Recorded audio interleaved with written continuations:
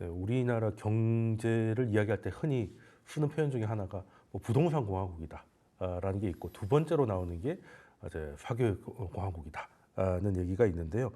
저희가 인트로에서 30조라고 나와 있는데 지금 사교육비가 30조를 넘었다는 보도가 있는데 저희가 예전에 한번 쿠팡 다룰 때 쿠팡을 제외하고 뭐 우리나라 유통사들 매출 다 합치면 이제 30조 정도라고 하니까 지금 이 말을 얘기하면 우리나라 국민들은 먹고 사는데 필요한 쓰는 만큼 사교육비를 쓰고 있다가 될 것 같은데요.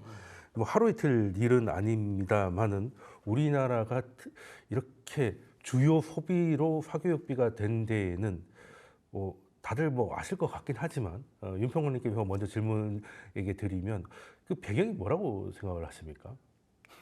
네. 네. 결국은 과거의 경험이 현재를 지배한다라고 얘기할 수가 있겠죠. 네, 아무래도. 뭐 좋은 대학을 나오면은 그렇죠. 먹고 사는 데는 뭐 지장이 없다. 네. 또 좋은 직업을 갖게 되면은 가령 뭐 의사라든지 이런 그렇죠. 전문직을 갖게 되면은 일평생 뭐 고생하지 않고 살 수 있다. 그렇죠. 네.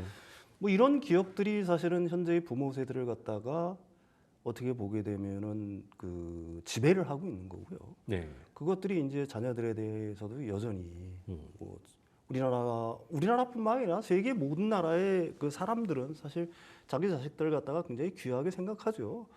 당연한 거죠. 예, 당연하겠죠. 그러니까 그 자식들이 고생 안 하고 살기를 바라는 마음에 네. 사실은 이런 어떤 사교육 열풍이 집중화됐다. 특히 이제 우리나라 같은 경우에는 기존에도 그 산업공상 제도라는 게 있었잖아요. 그렇죠. 그 압축 성장을 가시면서 우리가 사실 이 자본주의를 받아들여가지고 이래까지 자본주의 세상을 갖다가 경험한 게 사실은 다른 나라에 비해서 그렇게 역사가 그렇게 오래되지는 않지 않습니까? 그렇죠. 그러니까 여전히 그 어떤 유교적인 어떤 관습들, 산업공상에 대한 어떤 깊은 어떤 인식들, 뭐 이런 것들하고 더해지면서 그게 그 사교육 열풍이 다른 나라, 다른 서구에 비해서도 역시 뭐 좀 우리나라가 훨씬 더 가열찬 게 아닌가. 뭐 이런 생각을 해봅니다. 예. 네, 우리 민족의 역사는 긴데 대한민국 역사는 생각보다 뭐 길지 않아서 압축 성장하던 그 과실을 개인이 얻기에는 뭐 좋은 직장 그리고 또 좋은 직장이 있어야 결정적으로 우리나라는 예전에 주담대가 없었기 때문에 집 사는데 안정적 직업이 중요하다 보니까 그 집이 지금 현재 가계의 그 자산의 대부분을 차지하기도 했고 그런 부모님 세대들의 성공의 기억이 지금 사교육비를 계속 쓰게 만드는 동력이다 이렇게 말씀 주셨는데 김현식 평론가님께서도 뭐 비슷하게 분석을 하고 계십니까? 아니면 추가로 좀 말씀 주실 게 있으실까요? 네. 그래서 이제 말씀하셨듯이 뭐 산업공상에서 뭐 선비를 이제 우선하다 보니까 이제 교육열이 굉장히 이제 높아졌던 측면이 결과적으로는 이제 좋은 대학을 보내야 된다라고 하는 맹모삼천지교의 어떤 논리에 따라서 뭐 강남 지역으로 이사를 하거나 아니면 강남 사교육 시장에 뛰어드는 그런 현상까지도 보여주고 있는데요. 그것이 이제 앞서서 말씀하셨듯이 기업들 같은 경우에는 좀 원천적으로 실력을 검증해서 아니면 잠재적인 가능성을 두고서 이제 인력들을 선발을 했어야 되는데 그렇지 않고 어느 학교를 나왔느냐 가지고 쉽게 인재들을 이제 선발을 했고요. 사실 우리나라 문화에서는 또 부정적인 의미로 패거리 문화가 있었어요. 그러니까 이 학벌에 따라 가지고 이제 인적 네트워크를 활용을 해서 사업의 수단으로 사용한 측면들이 분명히 존재했거든요. 그러다 보니까 이제 어떤 특정 대학 출신들만 우선하다 보니까 그 특정 대학을 나온 그런 사람들이 더 말씀하셨듯이 더 잘 먹고 잘 살더라 이런 생각이 들었던 측면에서 사교육 시장으로 이제 가는 거고요. 근데 사교육이라는 건 결국엔 뭐냐면 남들처럼 똑같이 학교에 가서 공교육을 받았을 경우에는 그런 이제 특정 학교에 갈 수 없다라는 인식들이 많이 있는 거거든요. 그럼 결국에는 공교육이라는 거는 특정 학교를 가기 위한 입시에는 도움이 되지 않는다라는 불신이 이미 깔려 있다라는 차원에서 사교육에 문제들이 있었고요. 또 하나는 지금 현재 뭐 여러 가지 데이터를 보면은 이 중산층 이상 가정에서 더 사교육을 더 많이 해요. 여기에는 두 가지 의미가 있거든요. 하나는 지금까지 자기들의 어떤 앞에서 말씀하신 것처럼 경험치, 이랬더니 내가 어느 정도 입시를 가더라. 그러니까 나의 자녀는 이 정도는 가야 된다라고 해서 그 사교육을 당연히 하는 것처럼 보여지는 데다가 그것이 지금 어떤 경제적 상황이나 소비 여건을 봤을 때 붕괴될 수 있다는 불안감들이 상당히 많이 네. 있어요. 네. 왜냐하면 저성장 기조에다가 네. 글로벌 경제 위기도 있고 한국 사회가 지금 과연 이대로 주저앉는 거 아니냐. 뭐 예를 들면 지금 성장률이 0%대가 예측이 되고 있는 그런 상황이기 때문에 그런 불안의식이 또 있는 것 같고요. 또 한편으로는 의대 준비반이 굉장히 지금 문제가 그렇죠. 되고 있어요. 네. 그럼 무슨 얘기냐면 의대로 가야 된다. 나의 자식들은. 나는 네. 뭐 예를 들면 대기업 정도 다녔는데 나의 자식들은 좀만 더 내가 뒷받침을 하게 되면 의대를 갈 수 있는 거 아니냐 이런 어떤 상승 욕구가 이제 뒷받침이 되면서 사교육 열풍이 좀 더 많이 불고 있는 게 아니냐 이런 생각을 좀 해봤습니다. 그 사실 교육이라는 게 그 지금 어떻게 보면 마지막 남아 있는 그 신분 상승의 계단 사다리 같은 거지 않습니까? 그조차도 줄어들고 있다 보니까 사교육이 좀 강화된 것 같은데 근데 중국하고 예전에 우리 뭐 조선 같은 경우는 그 세계에서 최초로 시험을 쳐서 과거를 봤지 않습니까? 어떻게 보면 신문제 시절에는 굉장히 혁명적인 신분 상승의 사다리였는데 이제는 이제 전 세계가 그걸 도입을 하고 있으니까 여기서도 경쟁이 너무 좀 심해진 것 같다는 생각을 지울 수가 없고 뭐 사실 우리나라의 문제만은 아닌 것 같습니다. 뭐 인도나 중국 같은 경우는 사실 우리보다 좀 더 했으면 되지 덜하지 않는 그런 모습이 있던데 자 그러면 사교육비가 많이 든다는 건 그냥 뒤집어 얘기하면 공교육으로 만족이 안 된다고 봐야 되는 부족함을 느끼니까 지출을 해서 사교육비를 쓴다고 봐야 될 것 같은데 그러면 지금 사교육은 어느 정도 진행이 되고 있는 건가요? 금액이나 아니면 참여하고 있는 학생의 비율이나 뭐 이 정도 어느 정도 참여하고 뭐 있을까요? 통계를 보게 되면 학생 수는 작년 말 기준이죠. 학생 수는 한 8만 명 정도가 줄었는데 사교육비는 뭐 29.2조 원 정도로 오히려 7.7% 전년에 비해서 늘었다라고 얘기를 하고요. 사교육 참여율을 보게 되면은 거의 뭐 80% 정도에 육박하는 거. 그 다음에 초등학생 같은 경우는 거의 한 87.7%. 그러니까 사실 80%라는 수치를 갖다가 우리가 유심히 볼 필요가 있는데 사실은 사교육을 하고 싶어도 못하는 저소득층이 있을 거 아니겠습니까? 그런 사람들 빼고 그 다음에 수포자들이라고 보통 있지 않겠습니까? 그러니까 뭐 이 공부를 갖다가 거의 포기하는 사람들 같은 걸 빼고 나면은 대부분의 그 학생들이 전부 다 사교육을 받고 있다는 얘기거든요. 그렇죠. 그렇다는 얘기는 사실은 그렇다고 하면은 왜 이렇게 공교육을 갖다가 이렇게 어떻게 보게 되면 믿지 못하는 어떤 행태가 됐느냐를 갖다가 우리가 인식할 필요가 있는데 사실 이것도 경험이 굉장히 중요한 거예요.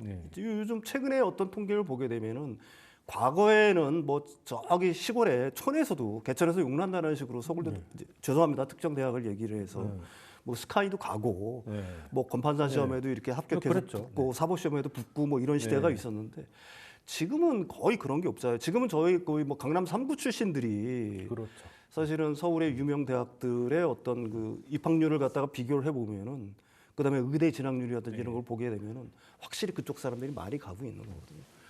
그러니까 다른 그 외 지역에 있는 사람들은 이제 그걸 갖다가 보면서 학습을 한 거죠. 이거 진짜 사교육이 효과가 있구나. 돈을 엄청 들였더니 들인 만큼 효과가 나오네.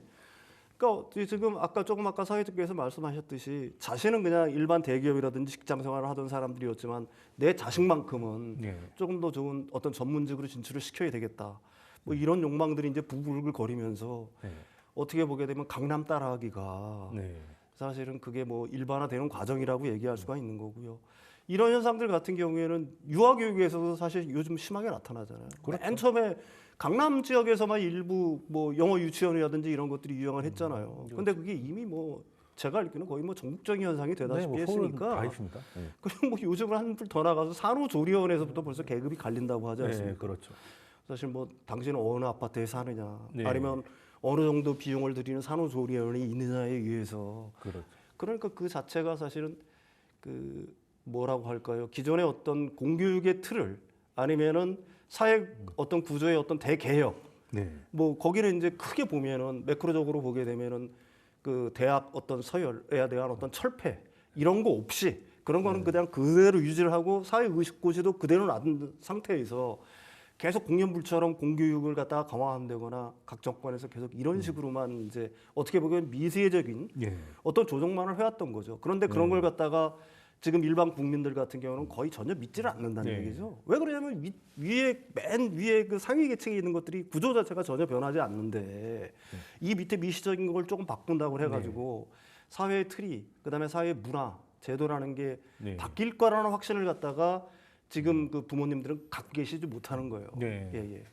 그 고등학교 정도, 중고등학교에 또 사교육하고 또 최근에 초등학교 혹은 그 이하 세대에서 사교육은 좀 성격이 조금 다른 것도 좀 있는 것 같습니다. 특히 초등학교 1학년이 어떻게 보면 이제 맞벌이에서 가장 힘든 시기거든요. 어린이집이나 유치원보다 훨씬 빨리 마쳐요. 예, 정규 수업이 이제 오후 1시에 끝나니까 뭐 늘봄도 새로 시작한 늘봄도 있고 원래 있었던 돌봄도 있지만 그게 신청한다고 해서 다 되는 것도 아니고 만약 스케줄이 잘 안 맞는 경우에는 한 2시 정도에는 아이를 또 픽업하러 가야 되는 뭐 이런 상황이 되니까 지금은 뭐 의사를 만들겠다기보다는 타가의 개념으로서도 사교육이 거기서 역할을 좀 할 수밖에 없는 환경. 그리고 이제 태권도 이런 것도 아이들이 태권도를 좋아하기보다는 픽업이나 이런 것들이 다 원스톱으로 되는 그런 게 있기 때문에 그런 부분도 없잖아 있다. 그래서 사회의 변화, 그러니까 맞벌이가 이제 거의 상식화된 이 상황에서 공교육이 어떻게 보면 예전에 외벌이 시절에 좀 맞춰 있는데 물론 따라오고 있습니다만 좀 부족한 게 있지 않나 하는 생각을 적어도 학교도 원한다면 프로그램을 짜서 한 6시 정도까지는 맡길 수 있는 저는 그게 가능할 줄 알았는데 막상 해보니까 그거는 추첨을 해봐야 된다는 얘기를 하시더라고요. 이렇게 되면 학원을 쓸 수밖에 없게 되지 않냐는 생각을 하니까 저 사회 구조 변화에도 공교육이 조금 저기 좀 느린 것 같다. 그 부분을 굉장히 잘 말씀하셨는데요. 네. 그러니까 예를 들면 영국이나 이런 해외 언론에서 한국의 그런 사교육에 대해서 네. 굉장히 질타를 해요. 근데 한국의 사교육 시장은 좀 약간 중복합적인 거 있습니다. 예를 들면은 어린아이들 같은 경우는 원래는 이제 뭐 경제 구조상 우리가 맞벌이 부부를 많이 하니까 네. 어머니들이 이제 또 일을 해야 되니까 그렇죠. 그럼 맡겨야 되는 거거든요. 그럼 네. 맡겼을 때 그러면 예를 들면 뭐 유치원에 맡겼다 아니면 초등학교는 또 저학년인 경우에는 뭐 오전만 한다라고 했을 때 그러면 오후 시간대에 그럼 어머니가 올 수 있느냐? 올 수가 없는 상황이거든요. 대부분 그렇기 그렇죠. 때문에 네. 말씀하셨듯이 돌봄이라고 하는 이제 용어로 나오는 건데 그렇기 때문에 그 오후 시간 같은 경우는 주로 학원에 이제 보내는 거죠. 그래서 말씀하셨듯이 뭐 태권도다, 미술이다, 음악 같은 경우에는 결과적으로 이제 돌봄 시간을 해당하는 거고요. 그 다음에 우리가 이제 문제가 될 수 있는 뭐 이제 입시 교육에 관련돼서는 뭐 영어, 수학 이런 부분에 있어서 이제 문제가 되는 건데 대부분은 그걸 다 통칭해가지고 입시 사교육인 것처럼 얘기하지만 이런 경제 구조 상에서는 엄마의 일하는 어떤 네, 시간에 맞습니다. 돌봄 공백을 메꾸기 위해서 학원을 보낼 수밖에 없고요. 또 다른 아이들이 다 가기 때문에 갈 수밖에 없는 상황이 있어요. 예를 들면 뭐 80%에 달한다 그러는데 좀 놀란 게 뭐냐면 그럼 20%에 해당되는 아이들은 어디에 가느냐라는 생각이 들 수밖에 없을 정도로 그 어떤 전반적인 문화가 그런 여성의 참여 때문에 이루어지는 필수적인 어떤 측면이 있다. 그렇기 때문에 정치권에서도 이게 이제 어쩔 수 없는 측면이 있기 때문에 인정을 해야 된다라는 차원에서 이제 정책을 가야 된다라는 거고 다른 쪽에서는 또 뭐 막아야 된다 이렇게 얘기하지만 현실적으로 막기보다는 그 지원을 해줘야 된다는 쪽으로 좀 뒷받침이 많이 되고 있지 않느냐. 저도 발휘되는 적어도 법안도 그런 것 같습니다. 초등학교 때까지는 이제 입시 사교육으로 볼 게 아니라 타가의 개념으로 좀 봐줘야 되지 않나. 지금 아르바이트 구하는 것도 보면 대부분 이제 등하원 보조하시는 분들 많이 구하고 하는 거 보면 아직 현실이 뭐 좀 못 따라온다라는 생각을 좀 지울 수밖에 없고 그래서 이제 정부도 원래는 돌봄만 있다가 최근에 또 늘봄이라고 해서 같은 봄자가 계속 들어가긴 하는데 이제 그 추가는 하고 있는데 아직 완전히 메우지는 못하고 있는 것 같더라고요. 그리고 또 이번에 또 자기 주도 뭐 학습 주도 센터 뭐 이런 것들을 좀 시행하겠다고 하는데 말 그대로 이제 공부라는 건 자기 주도하긴 해야 되는 것 같은데 물론 이제 명분은 좋은데 이게 가능성이 실행 어떻게 잘 될 것 같습니까? 그러니까 이게 사실은 학원들이 그 없는 지방 뭐 소도시라든지 중소도시라든지 뭐 이런 데서는 충분히 제가 생각하는 효과는 있을 것 같아요. 이미 뭐 이걸 시범적으로 하고 있는 데들 보니까 뭐 제가 생각하기로는 유용한 프로그램들인 것 같습니다. 그 아래에서 사실 뭐 EBS 교재라든지 그다음에 그 대학생들을 동원해서 온라인으로도 할 거고요. 그다음 오프라인으로도 이제 일종의 과외도 어떻게 보면 해주고 애들이 이제 스터디 모임을 조립해서 자기 혼자만 공부하는 게 아니라 이게 여러 명 모여서 이렇게 공부할 수 있는 시스템. 그다음에 코디네이터가 상주를 하더라고요. 그래서 이제 학습에 대한 어떤 조언이라든지 아니면 진로, 네. 뭐 특히 생활 어떤 습관이라든지 뭐 이런 것들 갖다가 코디네이팅 해주는 것들도 있더라고요. 그래서 뭐 제가 생각하기에 이런 거는 바람직스러운 것 같아요. 사실 뭐 지금 스터디 카페 이 수도권에서는 스터디 카페라든지 뭐 관리형 뭐 이런 독서실 같은 거 있지 않습니까? 거기 그렇죠. 한 달 비용만 해도 한 30만 원 하잖아요. 그렇죠. 근데 이건 뭐 비쌉니다. 공짜로 하는 거니까. 그다음에 아무래도 뭐 학생들이 이렇게 집단적으로 이렇게 모여서 공부를 하다 보면은 그 중에는 물론 뭐 그걸로 인해 가지고 어떤 부작용들도 발생을 하겠지만 제가 생각하기에는 공부를 진짜로 하려고 하는 사람들, 의지가 있는 학생들 같은 경우에는 오히려 시너지 효과도 날 수 있는 거고. 네. 그래서 이런 거는 뭐 좋은 어떤 발상 같아요. 예, 예, 예. 제가 생각하기엔 그렇습니다. 그 지금까지 약간 부족했던 타가의 개념이나 뭐 그리고 네네네. 너무 학원에서 끌려가기만 하던 그런 수동적인 학습보다는 그래도 배울 수 있는 그런 네네네. 가능성이 네네. 있다고 보셨는데 그러면 이 프로그램 자체는 만약에 이 프로그램을 처음 들으신 분들은 한번 찾아보시면 도움을 좀 받으실 수 있을 것 같고 그리고 또 얘기 나오고 있는 게 예전에는 뭐 우리들 흔히 뭐 농담 삼아서 그 아이들이 아파트 놀이터에서 놀 때 뭐 몇 평이니 이런 거 물어본다고 하는데 요즘은 안 물어볼 일이 없어요. 왜냐하면 이제부터는 아이들이 친해져서 어른들이 아닌 게 아니라 어른들이 알아야 아이들이 친구가 되는 거기 때문에 몇 ton지 알아요. 그러니까 물어볼 필요가 없고 그래서 좀 많이 바뀐 부분이 있는데 그래서 얘기 나오는 게 사교육비 지출의 가장 큰 변수가 다른 게 아니라 이제 어머니의 직업이다. 뭐 이런 얘기가 나요. 그러니까 어머니가 직업이 있고 없고는 이제 당연히 있는 쪽으로 가는 것이고 있다면 어떤 직업을 갖고 있느냐에 따라서 그 사교육비 지출 금액이 좀 달라진다. 이런 보도가 있던데 뭐 이거는 뭐 제가 그냥 맘카페에서 들은 건지 아니면 그 평론가님께서도 들어본 적이 있으신가요? 네, 실제로 이제 통계 자료가 나왔는데요. 네. 이 어머니 직군에 따라서 자녀 1인당 사교육비가 최대 25만 원 정도 이렇게 차이가 네. 난다라는 건데요. 네. 그러니까 결국 엄마의 직업이 사교육 규모를 이제 좌우한다라는 건데 2023년 기준으로 이 전문 관리직에 종사하는 어머니 자녀는 1인당 월 평균 사교육비가 64만 4천 원이었어요. 네. 그런데 생산직 어머니의 경우에는 한 39만 4천 원 정도, 그래서 25만 원 가까이 차이가 난다 이렇게 얘기를 하고 있는데 아버지 같은 경우도 전문 관리직 아버지는 월 64만 2천 원 정도, 생산직 아버지는 43만 9천 원 정도 된다라는 건데 이거는 두 가지 의미로 생각할 수가 있겠죠. 첫 번째는 여유가 되기 때문에 더 많이 지출한다라는 의미가 될 수도 있는 거고요.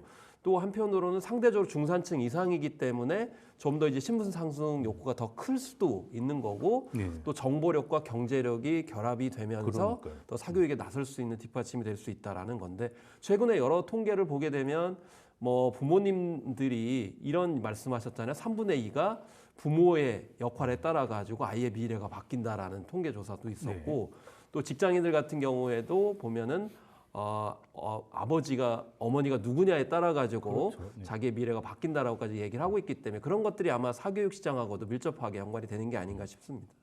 네, 그래서 예전에는 하는 말이 이제 아이가 입시에 성공을 하려면 할아버지의 재력이 필요하고 아버지의 무관심이 필요하고 그리고 이제 어머니의 정보력이 필요하다. 뭐 이런 얘기가 있었는데 이제는 그것도 바뀌어서 어머니의 이제 경제력도 꽤 중요한 부분이 좀 된 것 같습니다. 그러면 지금 아까 그 윤평론가님께서 먼저 말씀하셨던 게 초등학생 10명 중에 8명이 이제 사교육을 하고 있다. 그러면 뭐 초등학교 이전에 6세 이하의 미취학 아동들도 거의 비슷한 수준으로 하고 있어서 지금 사교육비가 한 30만 원이 좀 평균적으로 넘어가고 있다고 하는데 그 좀 구체적인 수치를 좀 알려주실 수 있을까요? 이게 그 미취학 아동들이 월 평균 한 30만 원 들어간다는 것 자체는 사실 아까도 얘기했지만 그 돌봄 그런 어떤 수요 때문에 그럴 것 같아요. 네, 이 아무래도. 학생 이 미취학 아동들을 갖다가 진짜로 뭐 영어학원에 보내는 사람들이 물론 뭐 강남 쪽에서는 그게 뭐 4세 고시, 뭐 7세 고시를 해가지고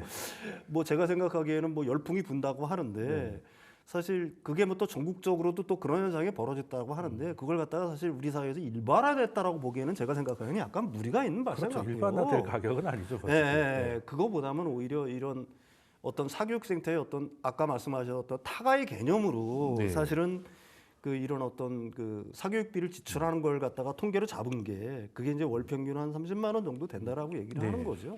근데 이제 문제는 분명히 있다라고 저는 생각을 합니다. 아까도 얘기했지만 강남에서 4세 정도 되면은 보통 7살에 그 유명 그 영어 유치원을 들어간다고 하는데 뭐 수학도 마찬가지고요. 네.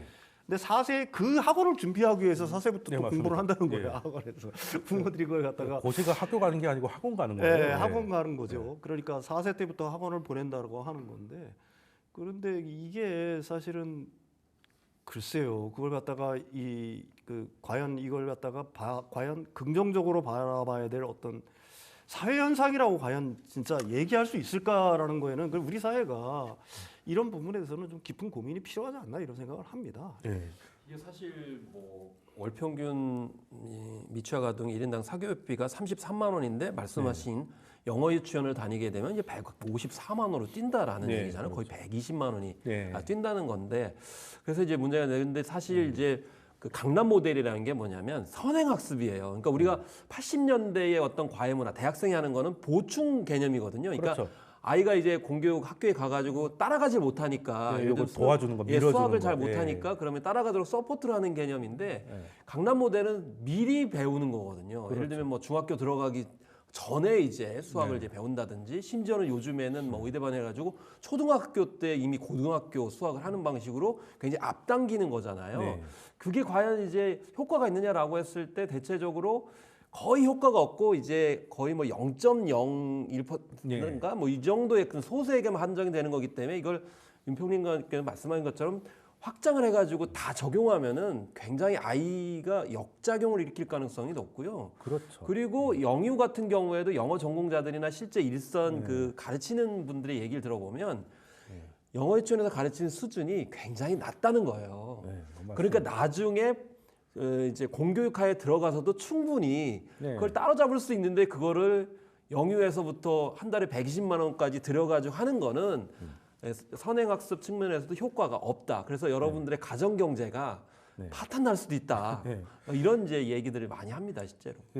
저도 이제 아이가 하나고 이제 초등학교 1학년 들어가다 보니까 이 주제하고 이제 거의 그 관통을 하는 삶을 살고 있는데 이게 늘 얘기가 나오는 게 사교육비가 6세 이하는 30만 원 쓰고 뭐 이런 게 나오잖아요. 그리고 영어 유치원 쓰면 아까 말씀하신 한 150만 원 한다고 하는데 근데 진짜 하는 사람이 보면은 평균이 좀 안 맞는 것 같기도 해요. 그러니까 사실 이 정도만 쓰면 딱 좋겠다는 느낌으로 굉장히 좀 저렴하게 나오거든요. 그러니까 이게 평균에 오른 것 같아요. 그러니까 영어 유치원이 150만 원짜리 사실 없거든요. 없어서 어디서 평균을 낮추는지는 잘 모르겠습니다만 그래서 안 쓰는 분들은 이제 이게 사교육비가 너무 크게 보이고 진짜 이제 쓰는 사람들 입장에서는 저거 가지고 무슨 사교육을 한다고 하는 생각을 들 정도로 이게 어떻게 보면 이제 양극화가 아닌가 이런 생각을 좀 하고 특히 영어 유치원 같은 경우는 이제 행정상의 차이라고 하더라고요. 그러니까 일반 유치원은 그런 식의 요금을 받을 수가 없기 때문에 여러 가지 사업부를 뭉쳐갖고 하나를 해서 하나의 그냥 행정적인 어떻게 보면 꼼수를 활용한 것이지 뭐 대단한 교육을 하고 있는 것은 아니다라는 얘기인 것이고 근데 아이들이 어릴 때 영어를 배우면 좀 쉽지 않을까 하는 부모들의 마음이 있기 때문에 혀가 아직 말랑말랑할 때 좀 이렇게 하면 잘 꼬아지지 않을까 하는 마음에 이제 한 달에 한 200만 원씩 내시고 근데 한국어를 제대로 해야죠. 근데 뭐 몇 년 있으면은 그 AI 통역기 하나 들고 다니면은 그거 사실 그게 저도 예, 이제 그래서 끝나고 애기한테 GPT랑 둘이 얘기를 시켜보거든요. 근데 역시 아이들은 AI를 사람처럼 돼요. 친구랑 통화하듯이 막 잘 해요. 물론 뭐 영어로 그렇게 하는 건 아니지만 이것도 활용을 하면 충분히 좀 좋지 않을까 이런 생각을 좀 일단 학부모로서 한번 해봤습니다. 자, 그러면 돈 얘기가 나왔으니까 뭐 사교육비 쓰는 거 자유죠. 그리고 부족한 게 있으면 할 수도 있고.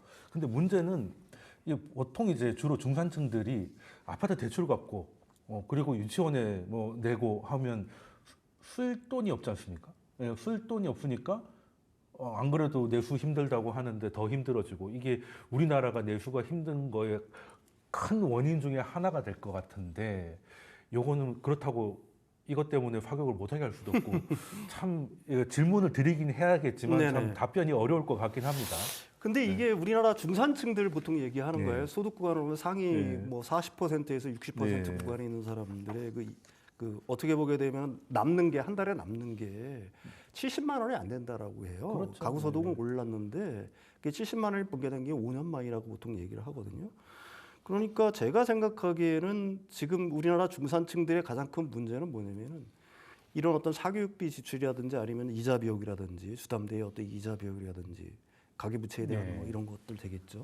그런 것들 때문에 사실은 진짜 문제는 사실은 노후 준비 자체가 안 된다는 거예요. 사실은 그렇죠. 그게 문제입니다. 이게 사실 지금보다 그러니까 조금 더 윗세대들 같은 경우에는 사실은 그 국민연금이라든지 이런 걸 갖다가 부은 연차도 별로 안 되고 그 당시에는 이제 부모들을 봉양해야 된다는 어떤 윤리 의식들이 있었기 때문에 사실 그것 때문에 또 노후에 대한 어떤 대책들이 안 서 있던 거고 지금의 이제 어떻게 되면 40, 50대들 같은 경우는 애들 교육비 이런 사교육비라든지 아니면은 이자 부담 때문에 사실은 진짜 중요한 그 부부간의 어떤 그 노후에 대한 어떤 준비 자체가 우리나라는 국민연금만으로 사실 그걸 갖다가 대처한다는 게 굉장히 어렵잖아요. 부족하니까요.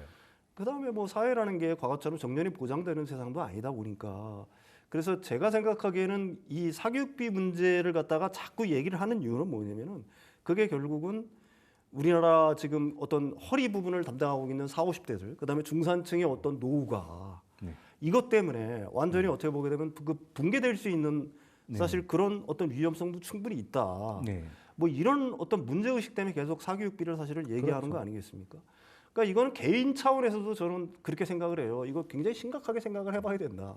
내가 과연 자식들을 위해서 이렇게 엄청난 투자를 해서 지금 뭐 애 하나 그 고등학교까지 졸업시키는 데까지 사교육비만 따지면은 지금 통계적으로는 그렇습니다. 서울에서는 1억이 훨씬 넘고요. 지방은 데서 한 8천 몇백만 원이 들어간다고 그래요. 근데 이걸 갖다 투자를 하는 게 과연 올바른 거냐? 아니면은 내 삶을 위해서 내 노후를 위해서 그 노후 준비를 갖다가 하는 게 올바른 거냐라는 거는 이제는 사실 그 판단을 해야 될 시점이 아닌가. 왜 그러냐면은 보통 내가 한참 돈을 벌고 40, 50대에는 내 노후에 대해서 그렇게 걱정들을 안 해요. 뭐 좀 생각보다 먼 미래라고 생각을 하는데 근데 그게 제 경험을 놓고 보면은 생각보다 빨리 옵니다. 그렇죠. 세월 빠르죠. 그래서 반드시 40대, 50대들은 그 이런 걸 갖다가 좀 비중을 놓고서 좀 생각을 해보셔야 될 때가 아닌가 해요. 개인적인 차원에서는. 그리고 또 제도적인 문제도 조금 있는 게 그 뭐 저 같은 사람들이야 별로 신경 안 쓰지만 상속세를 많이 내셔야 되는 분들은 상속세로 절반을 세금을 낼 바에 그냥 아이들한테 교육을 엄청나게 시키면 그거는 세금을 안 내니까 200만 원이 아니라 사실은 100만 원이다. 예전에 한 연예인도 그 얘기를 했었거든요. 이제 명품 같은 걸 많이 사신다는 거예요. 왜 그러냐 했더니 딴 게 아니라 연예인들은 이제 의료비가 비용 처리가 되기 때문에 1,000만 원이 60%가 그 비용 처리가 돼서 400만 원짜리로 생각하고 사도 된다는 거예요. 사실 그런 마음이라는 거죠.